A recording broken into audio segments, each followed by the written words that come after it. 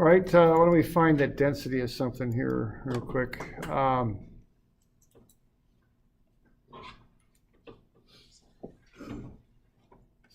So let's say we've got a box.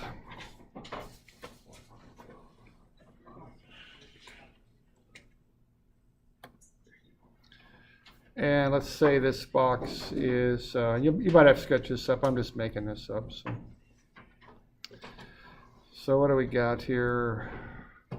We'll say it's, here.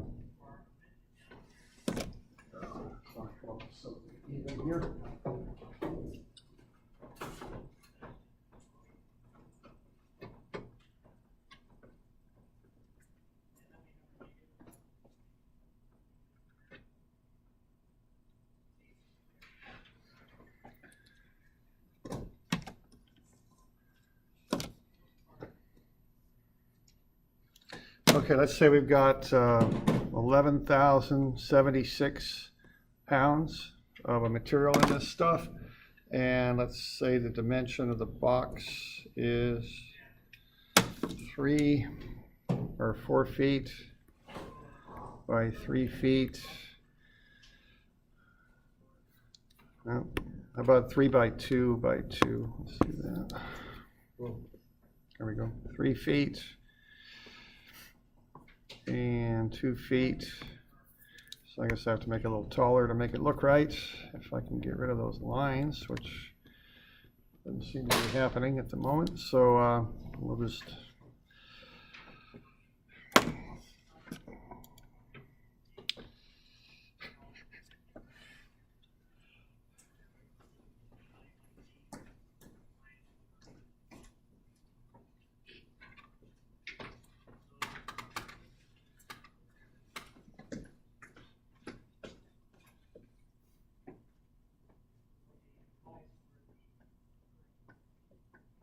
all right, 3 feet, 2 feet, 2 feet. I think I had 1176 pounds. Is that what I had up there? Okay, so what's the density? Pretty cool.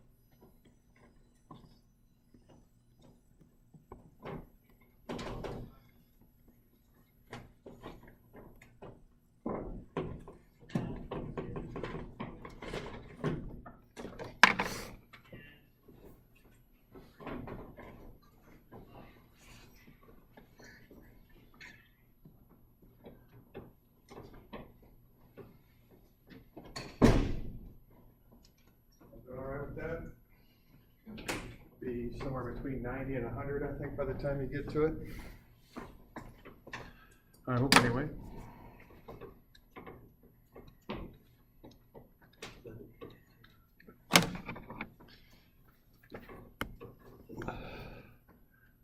All right.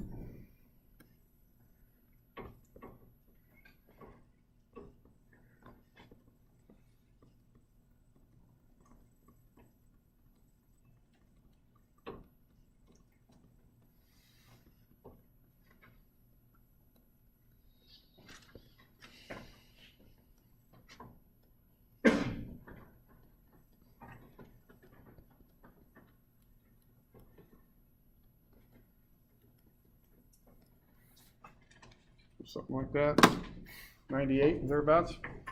All right, questions on that? All right. Now, is that stuff, how does that stuff compare to water? Heavier, lighter? Yeah, it's heavier. Now, what we typically do here is we look at how things compare to a standard. For liquids, the standard is water. And for gases, the standard is often air, okay? Now, and so we come up with a number, and the number is called specific gravity. And it's just a quick way to compare something to a standard. So what you're doing, you're comparing the density of your particular substance to the density of the standard. For liquid, it's usually water. So if we compare this stuff to water, we'll come up with its number that's a specific gravity, okay? And so on the next page there, I've got that 98 pounds per cubic foot. And then, you'll remember the density of water? 62.4. There you go, yeah, and that's one of those numbers, especially those of you in the water program, probably couldn't forget that even if you wanted to forget it, my guess, eventually. Okay, so we're just going to compare it, and what we're going to do then is come up with a number, all right?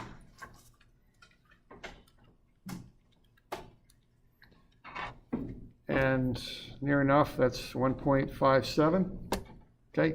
So this material, whatever it is 1.57 times as heavy as water is. So it's, okay? So what that means is that if this stuff gets into the water, it's going to sink, okay? And that's really one of the main purposes for this comparison. There's two of them. One is, there was something I used to have called the NIOSH Pocket Guide. It was a little book, it was spiral bound on one side, about that big. And that was something for emergency responders. And so let's say someone's driving around in Lebanon, and it seemed like every now and again someone takes a wrong turn and ends up driving into the canal. You know, there's a canal that comes off the South Saniam River, runs kind of Waterloo, then it kind of comes down through Lebanon, then it goes across to farmers' fields. It comes in South Albany, near South Albany High School, comes out near where Safeway used to be, which it's been a long time since Safeway's been there, but near Subway and some of that stuff in there, those fast food restaurants, intersection of Queen, that's right, Queen and Pacific. And then it goes to the old water plant in Albany. You all been to the old water plant in Albany? Vine Street. Yeah, Vine Street. Yeah, they had like a little power generator there. I don't know if they fired that thing back up or not. I'm not quite sure. Kind of old school, that one. I mean, there's a newer water plant, but that one's kind of old school. So that was how Albany got its water, right? And it still gets water from there. They originally built that canal in there to get grain and barge it down from up in the farmlands up around Lebanon down to the river, you know, so they could move it to market. That was the original purpose of the thing. I think they built it a little bit too steep, is what I heard. And the city of Albany ended up using that for their water supply, okay? And every now and again, someone get a little excited and drive into the canal up in Lebanon, which is bad, of course, because they got their cars and they're in the canal, and that's not good. And what you got in a car is gas, and you've got oil, right? And gas has a specific gravity, I'd guess at about 0.87, something like that, okay? So you're working at the Vine Street water plant, and let's say you consider kind of two things. Let's say first you're an emergency responder, and you just heard that somebody drove a car into the canal, okay? Now that's a problem because now you got gas that's going to come down to the water plant, right? That's not good, okay? So what you're going to do, you're going to look at your pocket guide. You're going to say gas has a specific gravity. And it varies, of course, but somewhere around there. So, you know, after take care of the people and all that were in the accident, what you going to do to get that cleaned up? You suppose. What are you going to put out there? Barrier, yeah. Where's the barrier going to be? Floating. Yeah, it's going to be a floating barrier. Right? You're going to put booms out there, some sort of absorbent booms. And you know that because gas is lighter than water. It's going to float, so that's up top. But if you've ever seen gas on the water, it's kind of that rainbow sheen up top, right?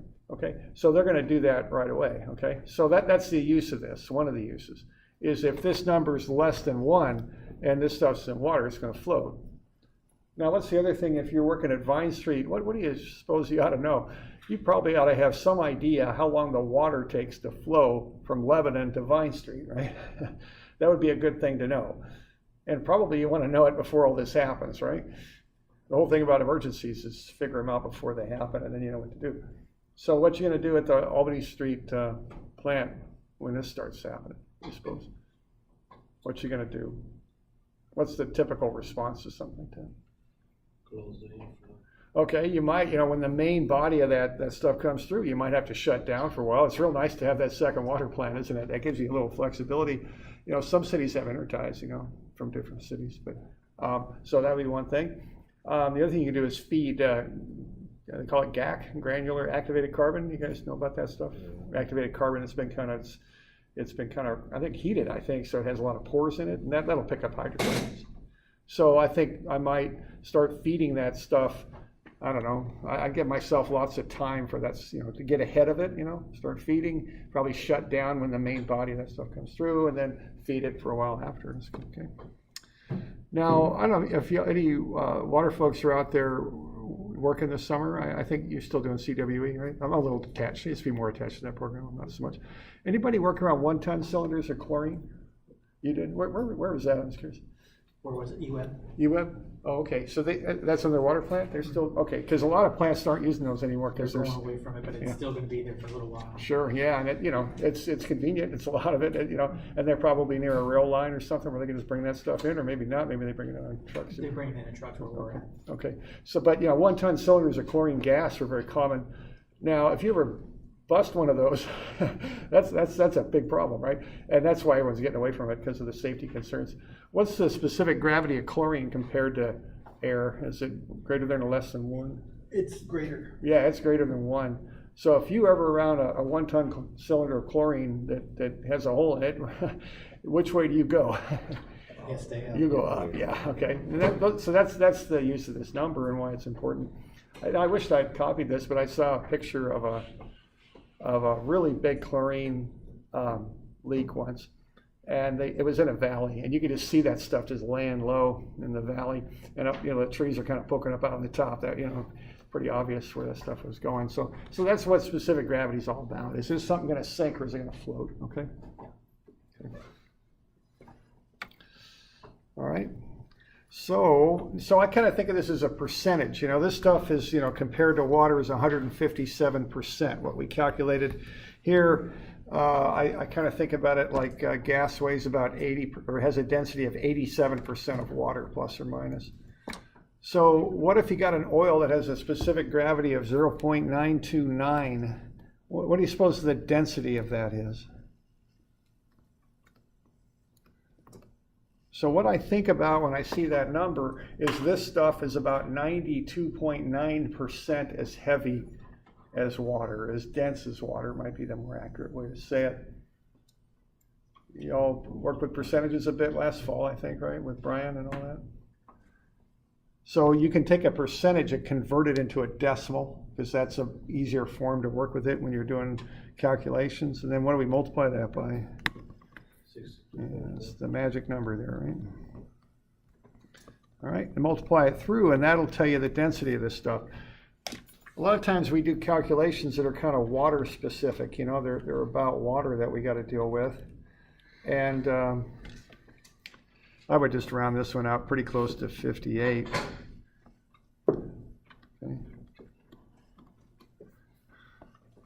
Okay, so we can just, if we know the specific gravity, we can just kick them right on over to whatever this other substance might be, okay? All right. You okay with that? So you just take a specific gravity, it's really like a percentage, but keep it in decimal form, because the calculations are easier and more natural if you have a number in decimal, and then just figure out what your new density is, okay? So this stuff is 0.929 as heavy as water is. That's how I think about it, okay?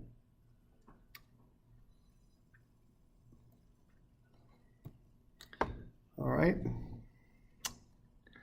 Let's say this stuff weighs 976 pounds. What's the specific gravity of this substance? Now we got a couple things going on here. The first thing to understand is that this is a cylinder. The way you find a volume of a cylinder is you take the area, multiply it by the depth. That's the general formula for finding volume. Think of it like a stack of coins or a stack of poker chips. The area is the round surface that you look at on the coin. The stack, of course, is how high it is. If you multiply those two numbers together, you'll get the volume. once you work this one out, if you can, and now watch it, okay? I'm always looking at units, and so I don't like that 20 inches down there, because I know densities in per cubic foot, so I'll probably get that dimension there into feet is probably what I'd do. And you know what, you got 20 inches, you can always put something over 1, that doesn't change it, but it helps to make it clear how to do the units. 12 inches is a foot. See, that's just an equality right there. I'm just multiplying the 20 inches by 1. I've just got the units a little bit turned around. So 12 inches is 1 foot. So that's just an equal ratio there on the right. That's just equal to 1. So if I multiply that out, I'll get the diameter anyway. Okay. 1.667 feet. Now, what's the area of a circle? Yeah, pi r squared. Now we got d up there, right? So get that converted into r. Yeah, I read once that some state legislator, and I can't remember what state it was, tried to introduce a bill to make pi equal to 3. Luckily, it didn't pass. So, but that's what I heard. So get the area. Remember to get the radius there, and then you can get the volume. Then you can find the density. Okay. So if you kind of flow chart this thing out, you want to find the area first, then the volume, then the density, and then the specific gravity. That's kind of the sequence for that to get the thing figured out.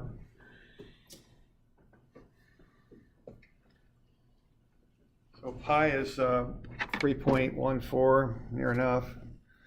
Okay, it's kind of a circular kind of number. 142, I think, if I remember right.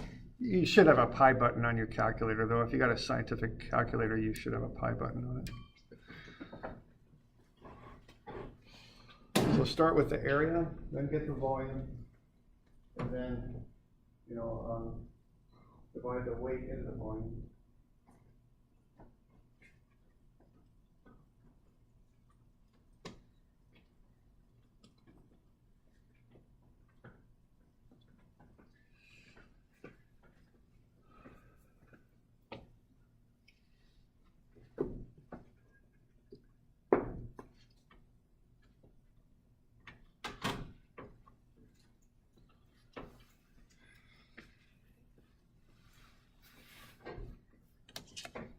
Yeah. What's the value on the right side of the cylinder, the second line? Here? Yeah. 3 feet. All right, so thank you. That thing's 3 feet tall. All right.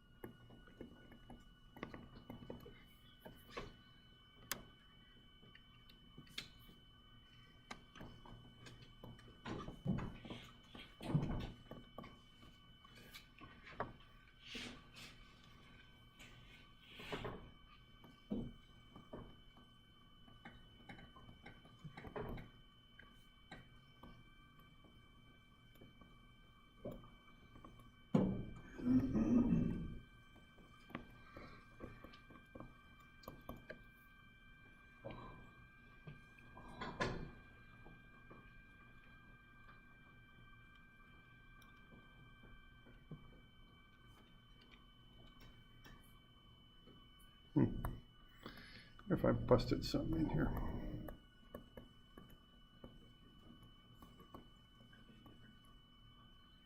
Yeah, I think I busted something. I'm not quite sure what I did, but Oh, yeah, that's definitely not 11.81. I screwed that up. Yeah, it's like 6.49. Okay. Yeah, it's wrong. I got 2.18 is what I got here. And then probably multiply it up by 3. That's when it, Yeah. yeah, right, okay. So I did that on purpose, see, because what happens when you work your stuff out and show everything, see when you screw up like I just did, you can just recover a lot easier, you know? You can kind of see the steps, fill in the new stuff and just walk it on down and fix it. So I didn't really screw up, I did that on purpose, because I'm just trying to show you all how to do that, you see. Okay. So 149.2. All right.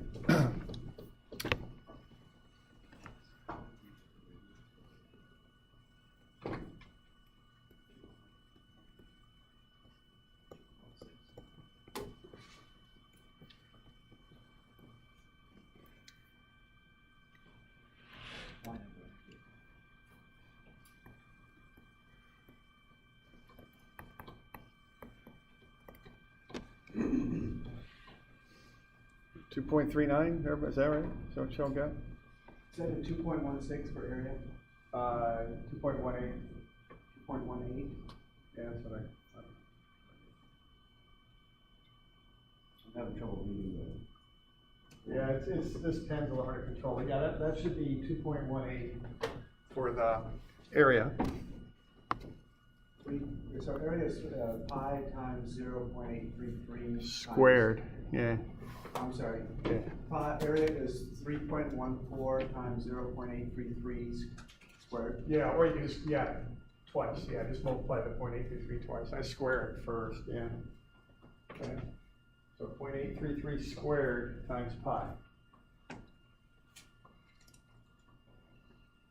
We're not getting 1.6. Okay. 1.4 times.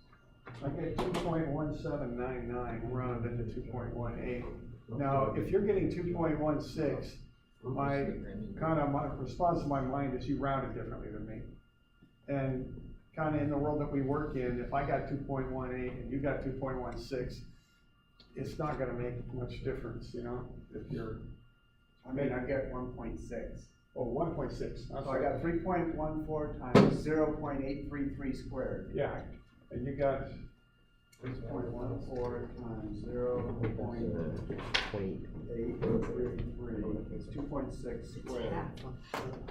I think you gotta watch the order in which you do things. So 2.833, okay, times 0.833. Okay, but you gotta multiply by 0.833 a second time. You're squaring the pi, you're not supposed to square that. You're supposed to square the 0.833, but not the pi. So you're gonna have to watch that. So 0.833 squared times pi. Now, hang on. That shouldn't have to get 0.833 squared. 0.833 squared. 0.9. So you're gonna square root.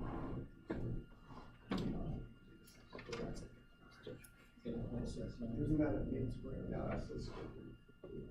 You got square. So this, you don't have, you got a square root. So 0.833 times 1. There you go, times 5.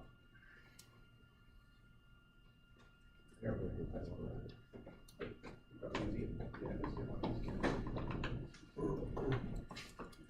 What'd you get for the volume?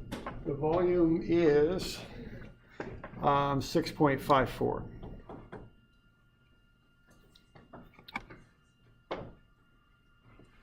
Okay, and then take 976, divide it by 6.54, you gotta get 149 or thereabouts.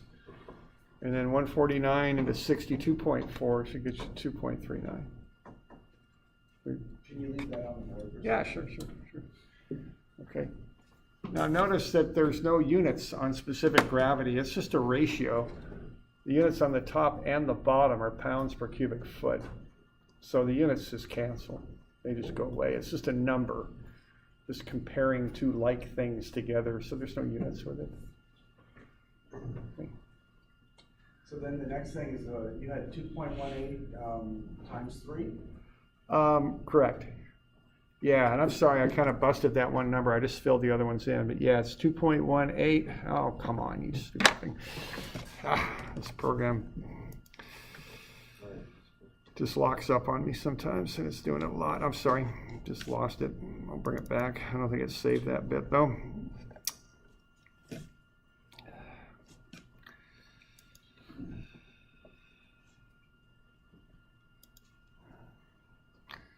Yeah, it didn't. Okay. So that might be good though. Let's see.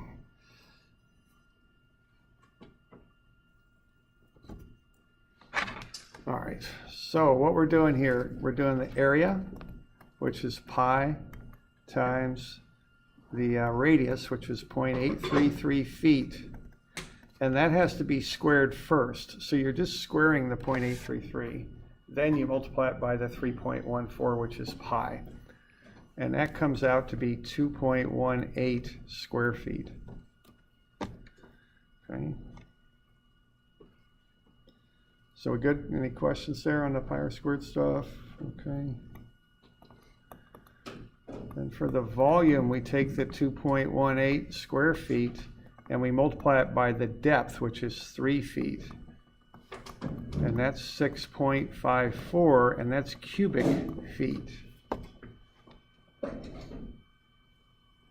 Okay. So that's how much water you can put in that tank there. And then we know the weight of the water, it's 976 pounds, and that's going to go into 6.54 cubic feet. So each cubic foot is going to have 149 pounds in it.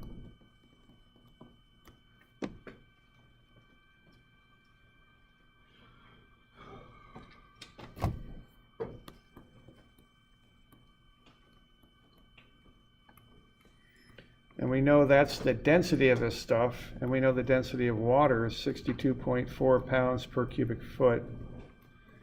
And that's how we get the final answer there.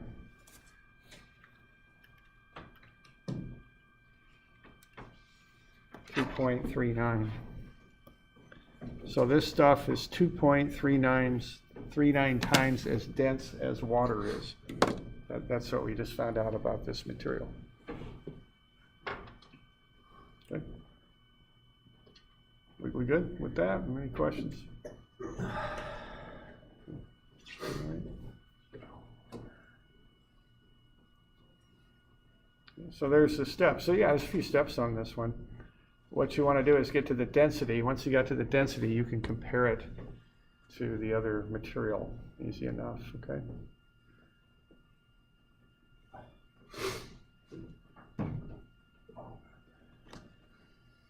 All right.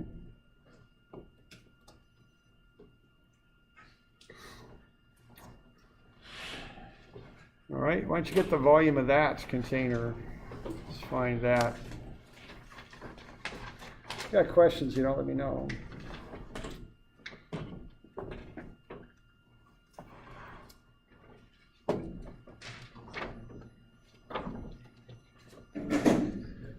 It ought to be a little bit north of 35, I think, is what it ought to be.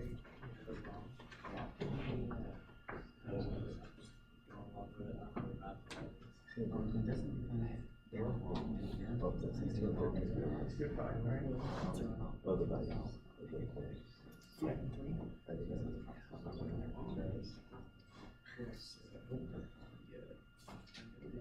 Let's do public works.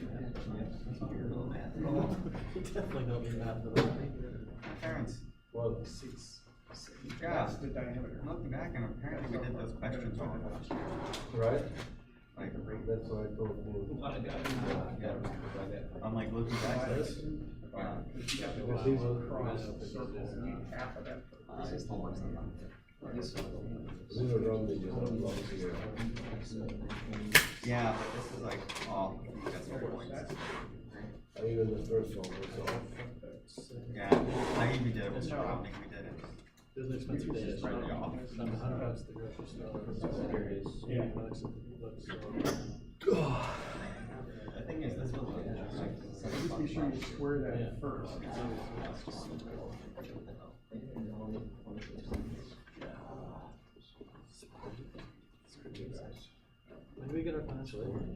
Yeah, you can do that. Equals, enter, hit enter. Because you see, what you just did, when you hit that square button, you squared that, this. But you gotta hit enter to get, but if you hit equals. There it is. See, what enter makes you multiply that by pi. You with me? The x squared squares this to 0.833. But then you already said times, so you said, okay, what are these people? You gotta kind of syntax them. Now, the other thing you can do is square this square, so I kind of like to do that. You just take a point, just clear 0.833. You see, that's all you square it, so square it. Okay, now it's done. That's all I do.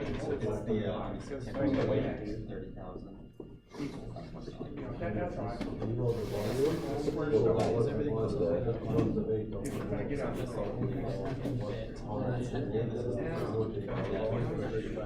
Last year was a lot.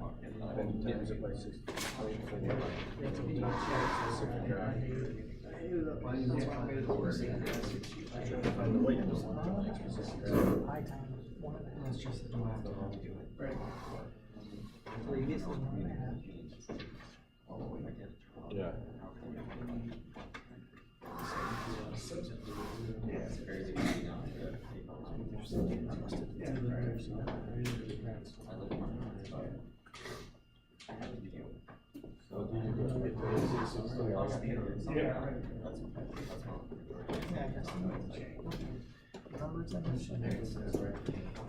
Yeah, I think it was that square thing. That happens sometimes. You gotta really make it look like it's square. You all right with that?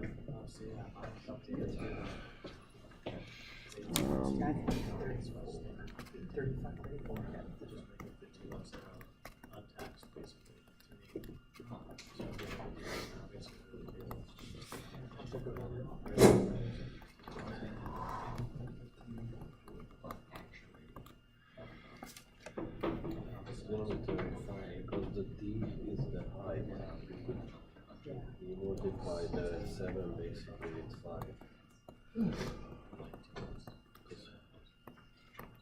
When I just did, I put 7.7069. Just multiply with the 5. That's how you're gonna do it. 5 or 35. 3.14 times. Because the D is 1.5, the square is 225. Multiply with 5. It's gonna give you like 7 or 5. About 35.34 cubic feet, thereabouts. Doing all right? Good. All right. All right, now here's how the rest of this is gonna go. The R is 1 of the See, I know that water is 62.4 pounds per cubic foot, right? That's the density of water. And I know that this thing is 35.34 cubic feet.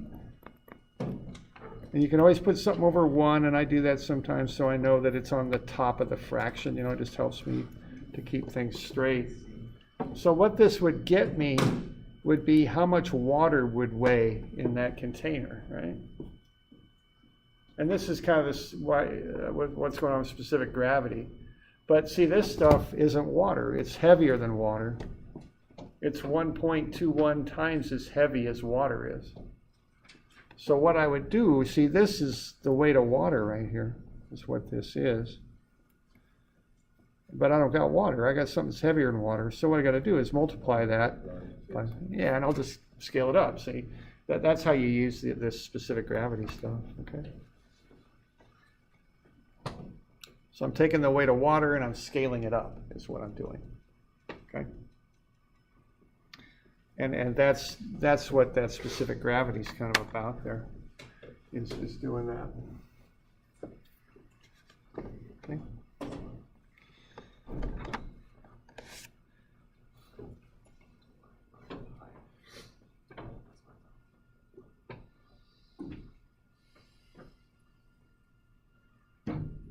And when you multiply that through, I don't quite know what we end up with, but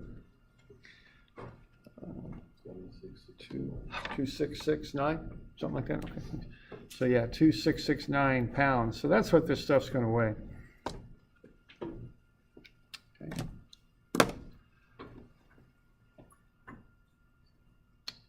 Doing all right with that? Okay. All right. So that's a little bit there with density and then specific gravity, you know, how you use them.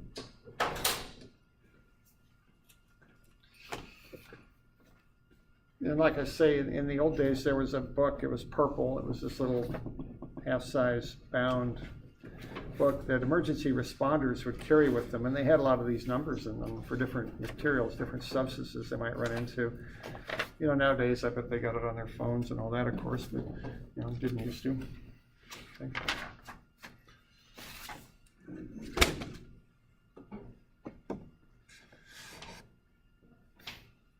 Okay.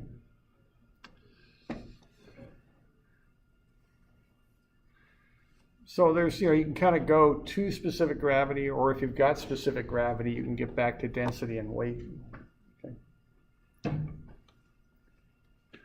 All right, so that's probably the most basic characteristic of water that we deal with in this class. Now, there's some other characteristics I just want to mention. We're not going to run the numbers on them quite so much, but I would like you to know what some of these others are, because we'll deal with them. Okay. And this is on page 57 of your book. You know, remember to get a book now. The lines at the bookstore are dropping down. They're not quite so bad, I imagine, today. So, you know, get that book and bring it with you, because we just kind of walk through it, you know. All right, so we good on all this? We good, all right? Okay. All right, couple of things here. Let's see. All right, let's just go through this just because we have to. Now, I'm not going to go too crazy on this, but I at least want to mention it to you. And that is, and this really isn't in your book, but I'm not going to, you know, this is a little bit involved, but I'm not going to make too much of this, okay? Now, we deal with two different systems of units. In this country, we've pretty well stuck with what's called the English system, called the Imperial System sometimes, feet and inches and pounds and things like that, okay? And it's kind of a crazy system. It originated in England. I think some actual king's foot was a foot long, and then they figured out 12 inches and a foot. And, you know, it's kind of this odd system that doesn't really mesh together very well. Now, a couple hundred years ago, they came up with international units. And originally, this was kind of when France was the big power in the world, so they call it SI system. Instead of international system, you know, in French, the word order is different, so it's system international. It's also called the metric system, okay? So in our system, our common system here, the English system, imperial units, we talk about our weight in pounds. So I say I weigh about 180 pounds, okay? Now, in the metric system, you talk about mass in kilograms. So I have a mass of about 80 kilograms. Now, one thing to realize about this is there's 3 countries in the world that use the English system still. And that's us, and it's Burma and Liberia. Those are the 3 countries in the world that still use the English system. Everybody else is on the metric system. So England's on the metric system, Canada, Australia, everybody except for us, okay? And Burma and Liberia. So eventually I think we'll be on metrics, but it'll take a little while. Yeah, it's simpler actually. Like that whole pounds formula that y'all do, you don't even bother with it in the metric system. You just shift a decimal point and you're done with it. You know, it's much simpler to use.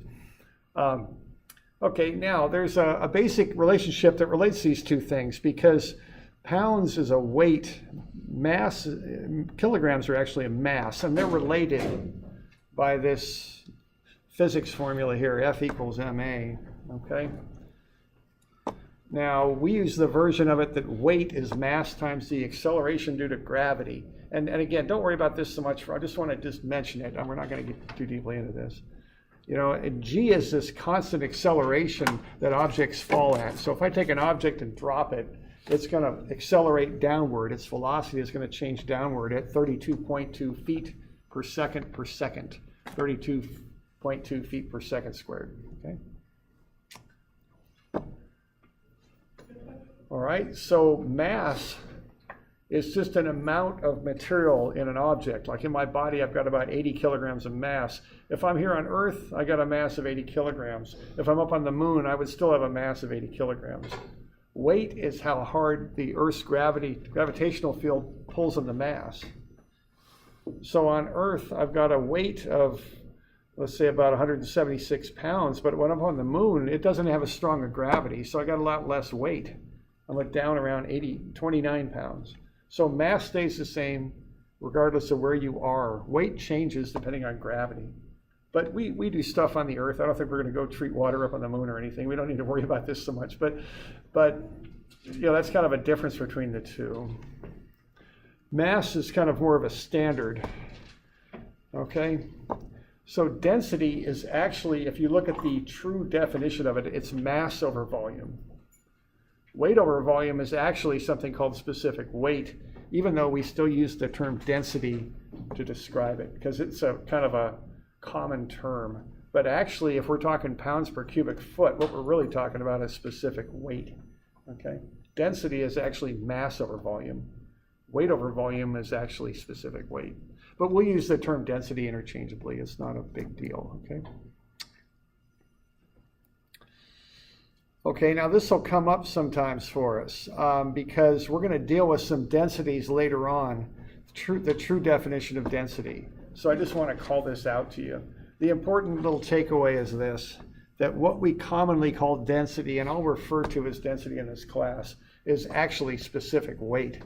If you really want to get technical, density is actually not weight over volume, it's mass over volume. Okay? And we'll come back to that, but that's really about all you need to know. Okay? All right.